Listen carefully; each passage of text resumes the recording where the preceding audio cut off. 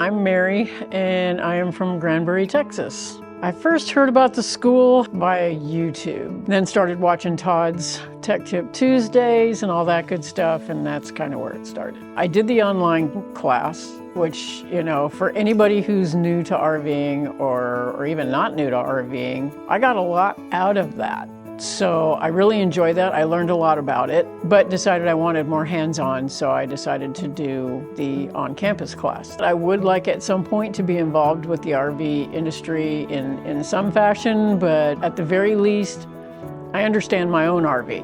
And if I would say anything to the RV community or anybody who's thinking about doing this, do the online class so that you understand your own RV at the very least. Because when you buy an RV, we bought our first fifth wheel a year ago in June.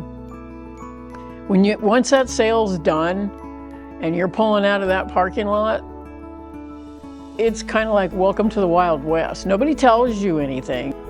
Build your little spare parts inventory, stuff that you know that's gonna break, and have the confidence to fix it yourself and continue on and enjoy RV life, which is what it's all about. So educate yourself and have fun.